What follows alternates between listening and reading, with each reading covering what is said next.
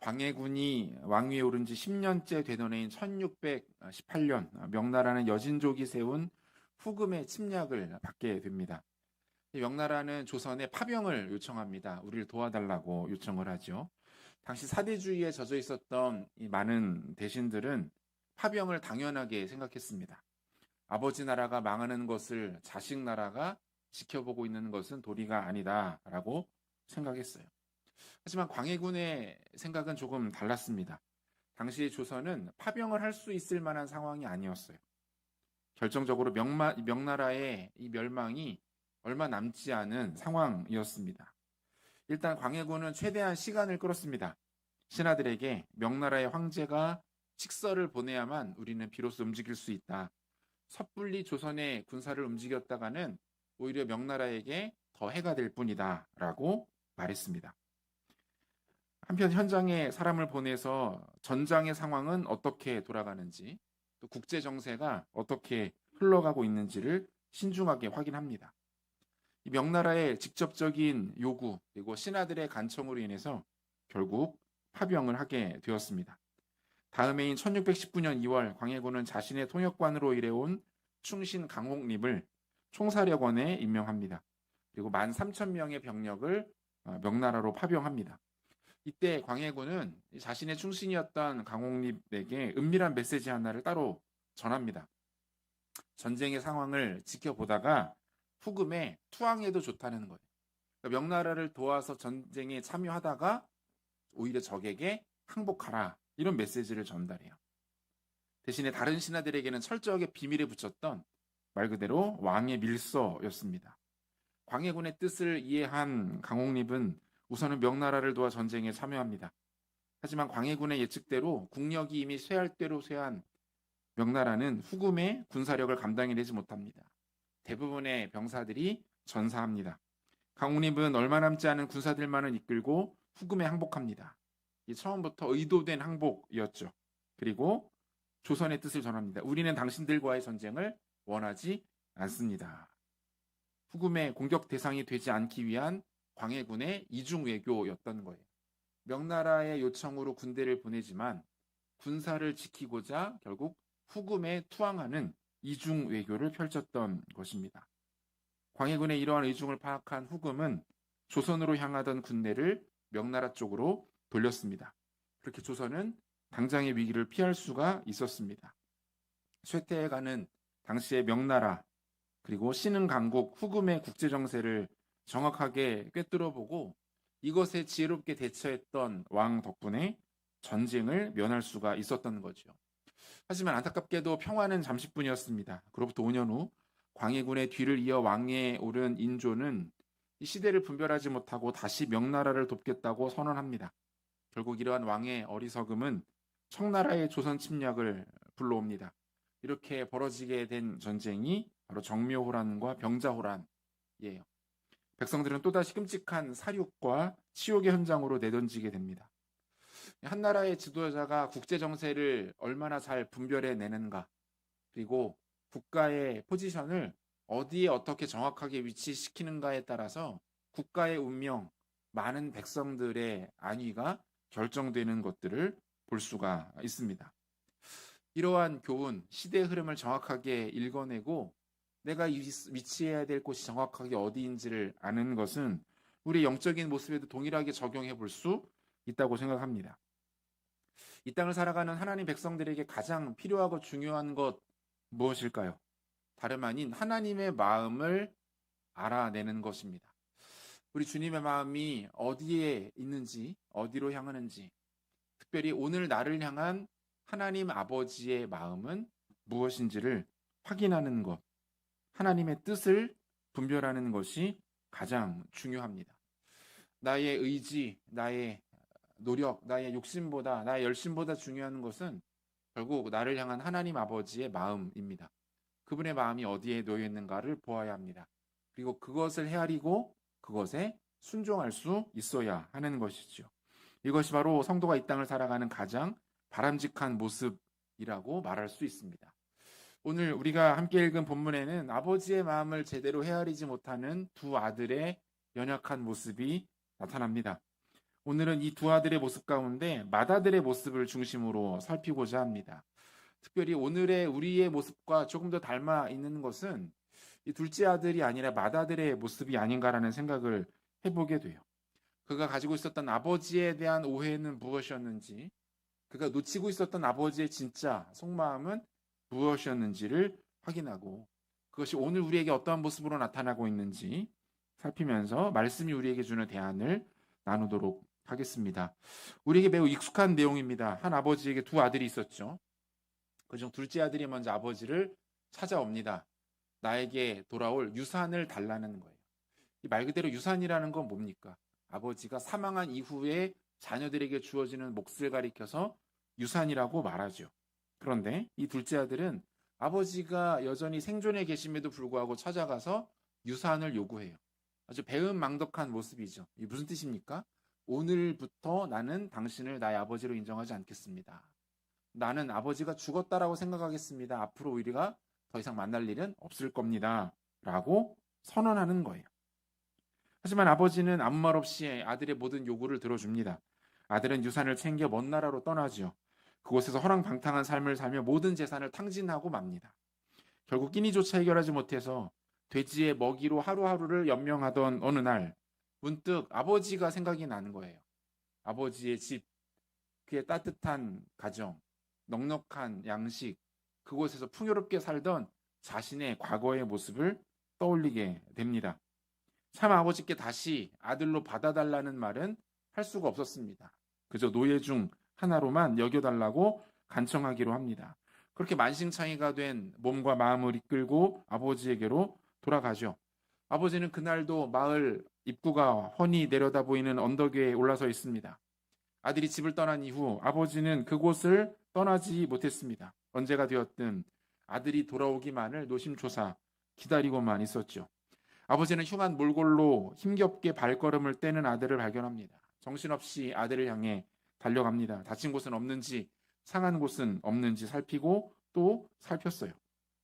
그렇게 돌아온 아들을 품에 안고 마당으로 들어선 아버지는 하인들에게 당장 잔치를 배설하고 가장 좋은 옷과 신발을 꺼내올 것을 명합니다. 잔치가 벌어져요. 마을 사람 모두가 기뻐했던 커다란 잔치였습니다. 흥겹게 울리는 풍악 소리와 함께 사람들의 기쁨의 환호성은 큰아들이 일하고 있었던 곳까지 들려옵니다. 그는 마침 그 옆에 있었던 한 종에게 묻습니다. 이게 무슨 소리냐? 그가 알려주죠. 동생이 돌아왔습니다. 집을 나갔던 동생이 돌아와서 지금 당신의 아버지가 잔치를 베풀었습니다. 하지만 잔뜩 화가 난 큰아들은 잔치에 참여하는 것을 거절합니다. 본문 28절인데요.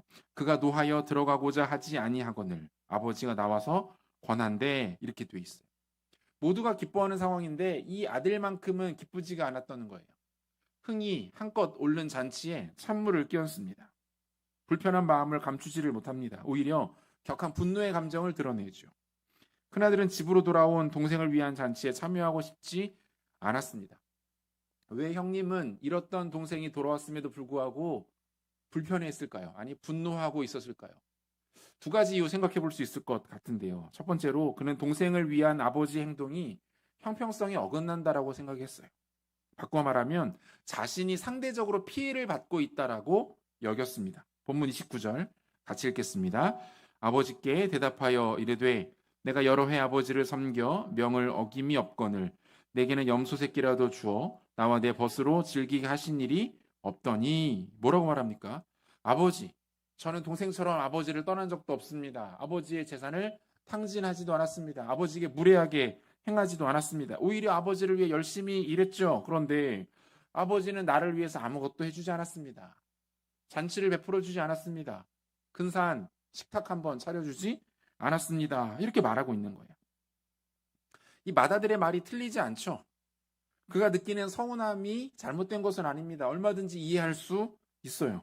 그런데 우리는 이 맏아들의 이 반응에서 이 사람이 놓치고 있는 결정적인 것이 있음을 발견하게 됩니다. 치명적인 오해가 한 가지 들어있어요. 그건 뭡니까? 맏아들은 자신을 아버지의 노예 중 하나처럼 여기고 있었다는 거예요. 자신이 이 집의 장남, 이 집의 맏아들이 아니라 이 집에서 열심히 일하고 수고하는 노예 중에 하나로만 자신을 여기고 있었다라는 겁니다. 우리가 읽었던 29절에서 섬기다로 번역된 동사의 헬라어 원어가 둘료라는 단어인데, 이 둘료라는 단어는 노예가 되다, 노예의 의무를 수행하다, 이런 뜻을 갖고 있어요. 그러니까 마다들은 지금 아버지에게 뭐라고 말하고 있는 거예요? 나는 아버지를 지금까지 노예처럼 섬겼습니다. 나는 충실한 노예가 되어서 아버지 집안의 일들을 성실하게 감당했습니다. 아버지의 말씀을 단 한 번도 어긴 적이 없습니다. 라고 말하고 있는 거예요. 진짜 마다들이 자신의 표현처럼 이 집의 노예였다면 그는 가장 충실하고 우직하고 이 집안에 도움이 되는 훌륭한 노예였을 것이 분명합니다. 그런데 문제는 뭐예요? 그가 이 집의 노예가 아니었다는 거예요. 그 사람은 아버지의 맏아들입니다. 이 집의 장남이에요. 앞으로 아버지 재산의 대부분을 물려받게 될 사람이 바로 이 맏아들입니다. 우리나라도 마찬가지지만 고대 사회에서 한 가정에서의 장남, 즉 맏아들의 위치와 영향력은 무시할 수가 없는 것이었죠. 일반적으로 고대 근동 지역에서 장남은 아버지 재산의 절반을 물려받습니다.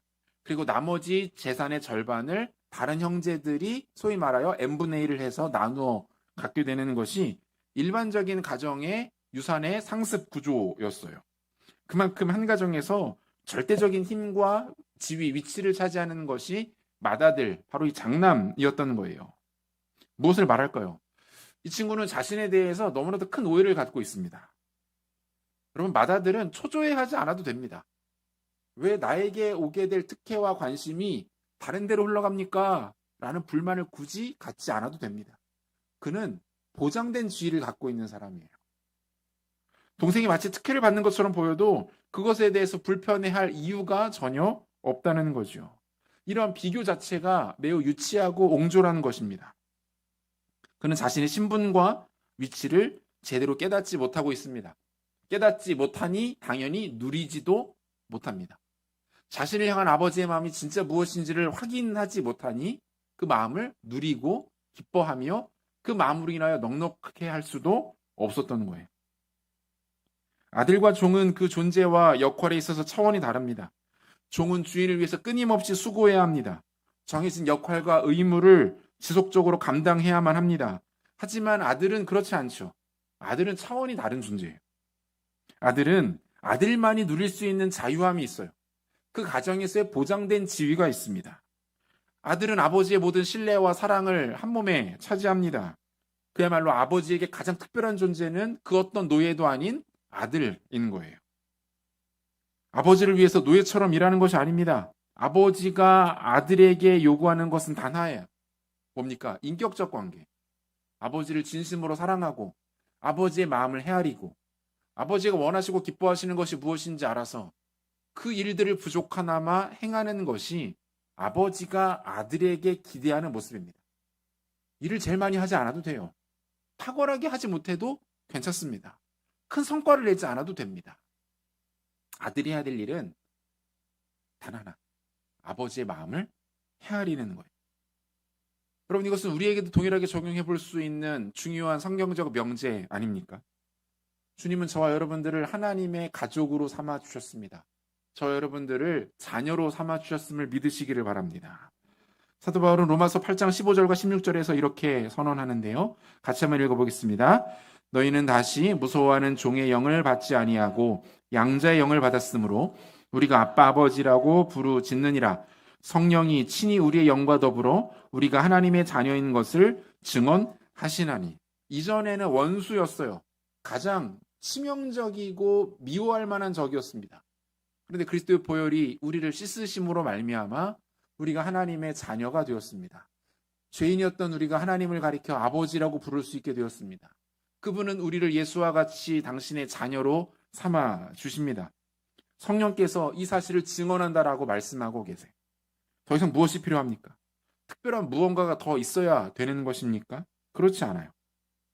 실제로 보면 31절을 보면 아버지는 맏아들에게 이렇게 말하고 있어요. 아버지가 이르되 예, 너는 항상 나와 함께 있으니 내 것이 다 내 것이로 돼, 이렇게 돼 있습니다. 여기서 예라는 단어가 굉장히 중요한데 성경에서 딱 이 부분에만 나오는 단어예요. 테크논이라는 헬라어 단어가 쓰여지는데 이 표현은 각별한 애정과 친분 관계에 있는 사람들 사이에 사용하는 애칭입니다. 아무나 사용하는 단어가 아니에요. 아버지가 아들에게 얘야, 아들아, 딸아, 속된 말로 내 새끼라고 표현하는 이 단어가 이 테크논이라는 헬라어 단어가 여기 사용되고 있는 거예요. 무엇을 말합니까? 아버지는 이미 맏아들을 아주 특별한 존재로 여기고 있습니다. 나의 모든 것이 다 너의 것이다. 이렇게 말하고 있는 거예요. 다른 사람, 심지어 너의 동생이라도 나와 너 사이에는 끼어들어올 수 없다라고 말씀하고 있는 거예요. 돌아온 탕자가 특별한 대우를 받는 것이 맏아들에게는 화가 나거나 속상한 일일 수 없다는 거죠. 무엇을 말합니까? 이 맏아들에게는 지금 영적인 질병이 있습니다. 자신의 존재가 어디에 있는지를 알지 못해요. 자신이 하나님으로부터 얼마나 특별한 사랑을 받고 있는지, 자신의 존재 자체가 하나님께 얼마나 소중한 존재인지를 잊고 살아가고 있는 거예요. 이 하나님의 마음을 잊어버리면 내가 하나님 앞에 어떤 위치에 어떻게 놓여 있는지를 정확하게 분별하지 못하면 이 맏아들의 모습, 이 맏아들 증후군이 나타나기 시작합니다. 모든 것들이 섭섭해지는 거예요. 모든 것들이 불만으로 다가오는 거예요.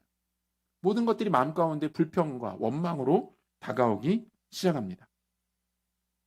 금요일날 이 자리에 앉아서 예배드리시는 여러분들에게 이러한 일들이 일어나기가 조금 더 쉽습니다.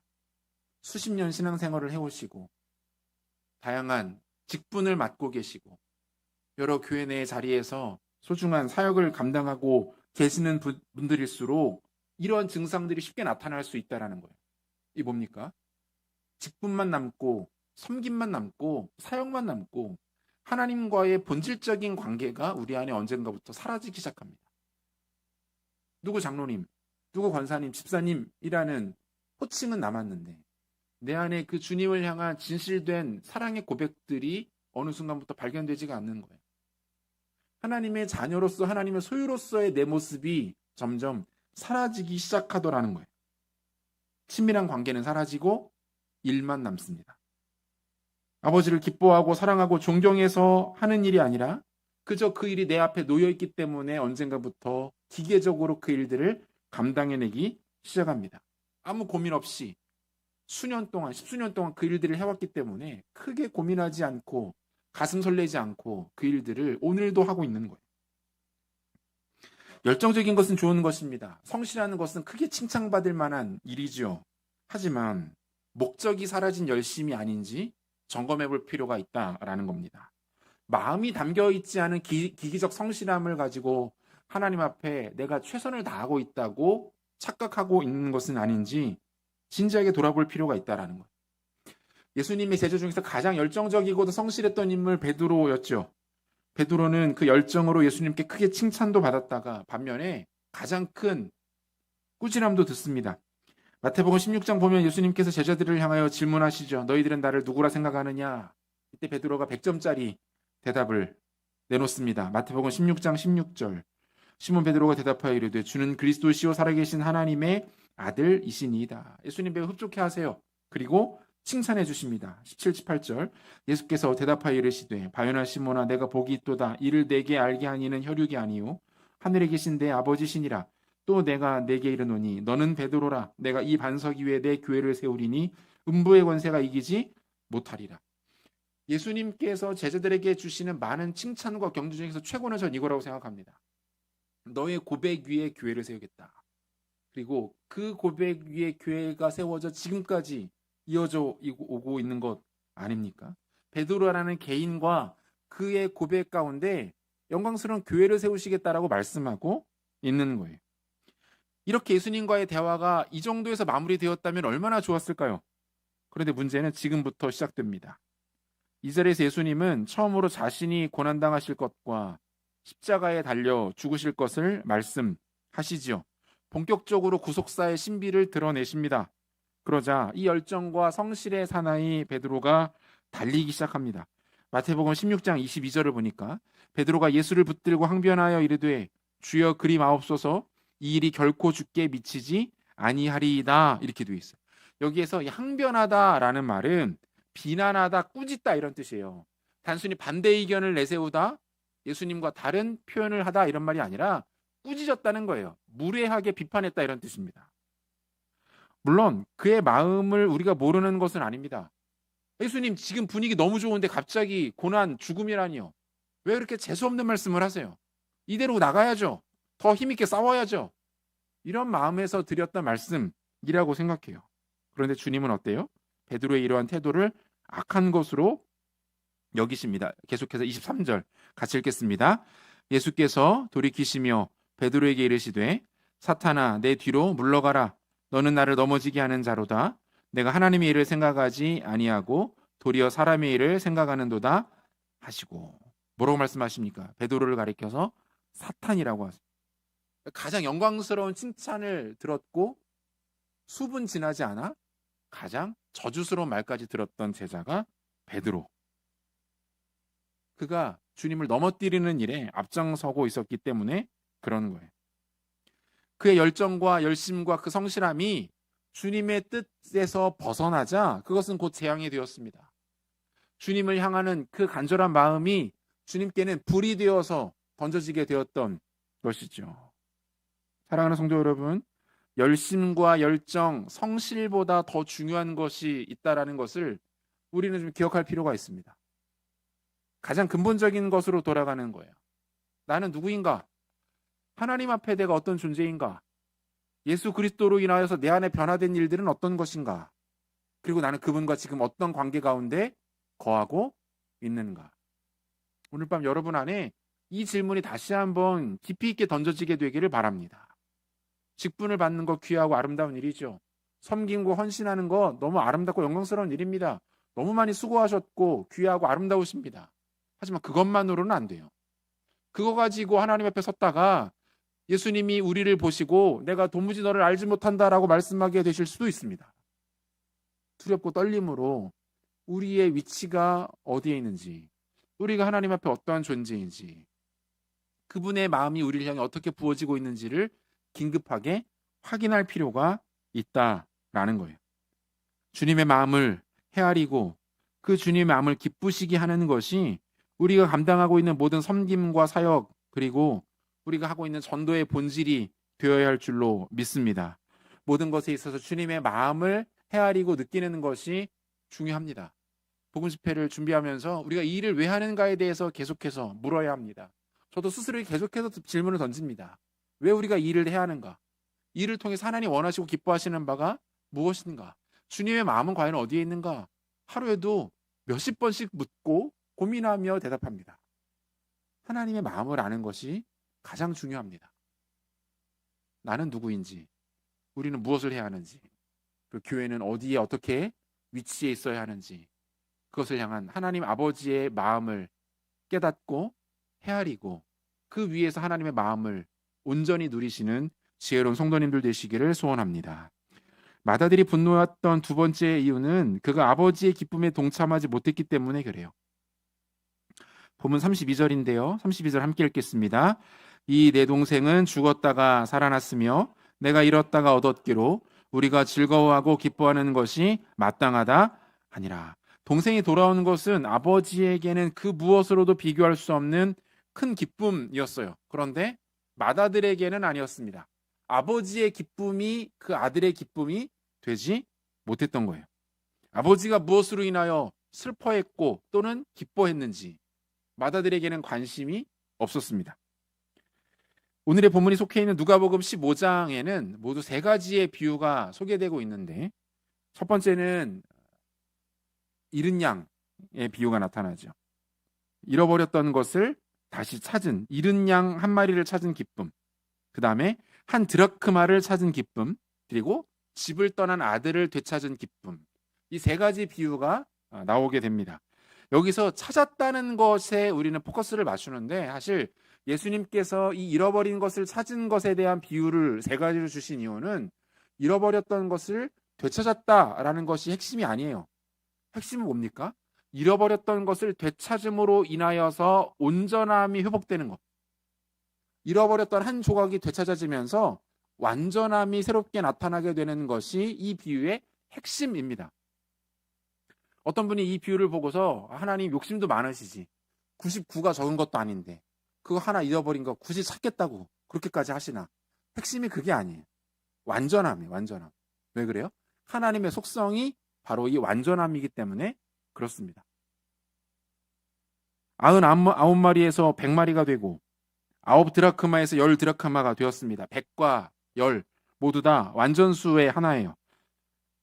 집을 떠났던 아들이 돌아옴으로 온전한 가정이 회복이 됩니다. 되찾은 것보다 더 중요하고 본질적인 기쁨은 온전함을 이루었다는 거예요. 부족했던 것, 비어있던 것이 회복되었다라는 거죠.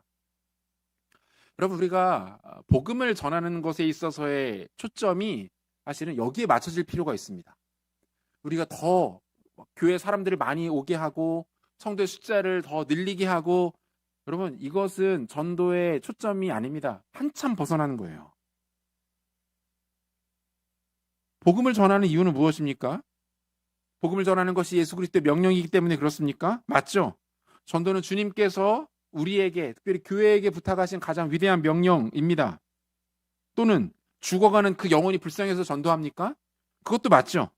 우리는 죽어가는 영혼들을 긍휼히 여기는 마음으로 그들을 찾아가서 복음 전해야 합니다. 천국 가야죠. 지옥 가면 안 되잖아요. 구원받고 예수 믿고 영원한 기쁨과 행복을 누려야죠. 그것 때문에 전도하는 거 맞아요. 그런데 가장 결정적인 이유가 남아 있습니다. 뭡니까? 하나님께 영광을 돌리기 위해서 우리는 전도하는 거예요. 하나님께서 마땅히 받으셔야 할 경배와 예배와 찬양을 그분께 돌려드리기 위하여서 우리는 이 일들을 하는 것입니다. 우리 주님 예배 받으시기 합당하신 분이시죠. 모든 피조물로 말미암아 예배받고 높임 받으시기에 합당하신 분. 이 땅에 있는 모든 생명체와 모든 자연으로 인하여서 예배받고 찬양받기 합당하신 분이 우리 하나님 아버지 아니십니까? 그러므로 호흡 있는 모든 것들은 주님을 예배하는 것이 마땅해요. 그것이 하나님께서 원하시는 바예요.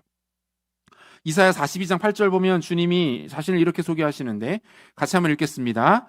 나는 여호와이니 이는 내 이름이라. 나는 내 영광을 다른 자에게, 내 찬송을 우상에게 주지 아니하리라. 뭐라고 말씀하세요? 주님이 자신에게 마땅히 와야 할 영광과 찬양과 경배를 빼앗기지 않으시겠다는 거예요. 하나님의 각오입니다. 하나님의 다짐이에요. 모든 것으로 말미암아 찬양받으셔야 되는 분인데 이것들이 다른 것으로 빼앗기고 있다는 겁니다. 우상으로, 자신에게, 자식에게, 돈에게, 성공에, 쾌락에, 명예에, 인기에, 만족에. 하나님께 드려져야 할 모든 관심과 영광과 찬양이 다른 것들에게 뺏기는 일들이 일어납니다. 우리는 그것을 그렇게 우상숭배라고 말하죠. 하나님만 예배하며 섬기도록 지음받은 인간이 다른 것을 경배합니다. 다른 대상들에 취해 살아가요. 잘못된 것이고 문제가 있는 것이죠. 이 문제를 극복하고 이 잘못된 것을 온전하게 하는 것이 뭡니까? 그게 전도예요. 그게 복음 전하는 거예요. 하나님을 알지 못하는 자들에게 예수 그리스도를 소개해서 당신이 살아가는 목적과 인생의 분명한 방향은 하나님을 기뻐하며 그분과 동행하는 것입니다라고 알려주고, 그로 하여금 그런 삶을 살도록 하는 거, 여러분, 이것이 복음 증거의 가장 주된 이유라는 거예요. 한 10년 전 있었던 일인데, 제가 청년들이 인솔해서 중국의 한 도시를 방문한 적이 있었습니다. 그 상하이라는 곳에서 기차 타고 한 10시간 정도를 계속 들어가면 나오는 한 내륙 도시였는데, 저희가 딱 도착한 날이 주일이었어요.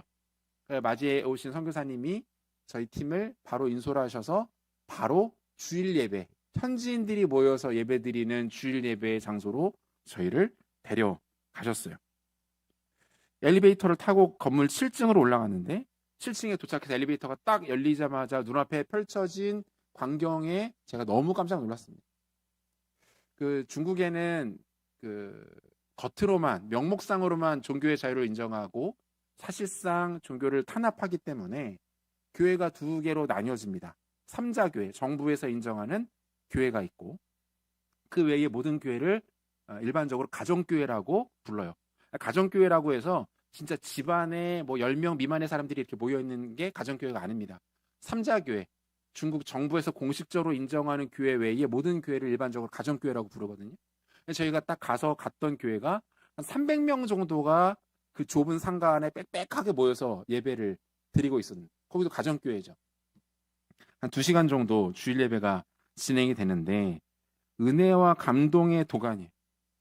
찬양 이후에 성도들 몇 분이 나와서 자신의 간증을 합니다.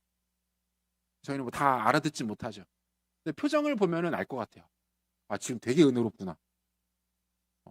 표정만 봐도 그 은혜로운 게 느껴져요. 중국인 설교자가 나와서 열정적으로 하나님의 말씀을 증거합니다. 선교사님의 이야기를 듣고 보니 그 설교자는 목사님도 아니었어요. 그 교회 안수 집사님, 신학교를 다니고 있는 안수 집사님, 낮에는 일을 하시고 밤에 신학교에 가서 신학 공부를 하시는 안수 집사님이 주일에 설교를 맡아서 말씀을 증거하고 있었어요. 그 예배 후에 선교사님으로부터 그 교회에 대한 자세한 소개를 들을 수가 있었습니다. 그 교회는 세워진 지 25년 정도 된 교회였는데 한 한국인 선교사님이 혈혈 단신으로 그 지역에 들어가서 직접 사람들을 만나가며 중국어를 배워가며 복음을 전해서 25년 동안 세워진 교회가 바로 그 교회였습니다. 수없이 많은 박해, 핍박을 받고 교회가 흩어졌다 모였다 숨었다 드러났다를 반복하면서 25년을 버텨왔다는 것. 하나님이 엄청나게 은혜를 부으시고 성장시키시고 성도들을 일으키시고 영혼들을 만지시는데 자신들이 감당할 수 없을 정도로 하나님이 역사하시는 것들을 경험했다고 이야기했습니다. 그 은혜를 받은 성도들이 힘을 얻어 나가 전도하고 그 지역의 복음화를 위해서 능력 있게 쓰임받고 있다라는 말씀을 나누어 주셨습니다. 선교사님이 다 소개를 마치고 나서 이런 말씀하셨어요. 제가 아직도 그 말씀하시는 표정과 그 어투를 제가 아직도 기억하는데 그분이 이렇게 말씀하세요. 목사님, 주님이 참 급하신가 봐요. 주님이 참 급하신가 봐요. 주님께서 이 땅의 백성들을 통해서 정말 많이 예배받기를 원하시는 것 같습니다. 주님의 마음이 급하셔서 이 중국 사람들이 그들의 언어로 하나님을 예배하기를 간절히 원하고 계시는 것 같습니다.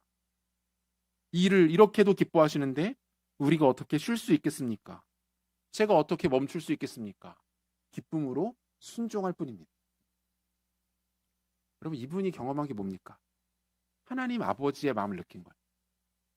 하나님이 이 지역에, 이 교회에, 이 주변의 사람들을 향하여 하나님 아버지의 마음이 이렇구나. 하나님이 이들을 통해서 예배받기를 원하시는구나. 하나님이 이들을 통해서 높임받기를 기뻐하시는구나. 그 마음이 자기에게 느껴지니까 복음을 전하고 영혼을 위하여 기도하고 교회를 섬기는 일들을 멈출 수가 없었다는 거예요. 사랑하는 성도 여러분, 저 여러분에게도 이 하나님 아버지의 마음이 부어지게 되기를 축복합니다. 하나님 아버지의 마음 가지고 뛰어야 합니다. 하던 대로 하는 거 가지고 안 됩니다. 오랫동안 신앙생활했던 경험과 연륜 가지고 하는 것, 그것만으로는 부족합니다. 반드시 한계가 있습니다. 그 한계를 아마 스스로가 가장 많이 느낄 거예요. 이제는 힘들구나. 뻑뻑하구나. 마찰이 생기는구나. 한계가 있구나. 어디로 돌아가야 합니까? 하나님 아버지의 마음으로 돌아가야 합니다. 그분 앞에 내가 어떤 존재인지를 확인하는 것. 하나님이 나에게 무엇을 기대하시는지를 바라보는 것입니다. 이게 확인되어지면 다시 일어날 수 있습니다. 이게 확인되어지면 영혼을 향하여 다가갈 수 있습니다. 영혼을 품고 포기하지 않고 기도할 수 있게 됩니다. 이 아버지의 마음이 우리 가운데 부어지게 되기를 소원합니다. 말씀 마무리하려고 하는데요.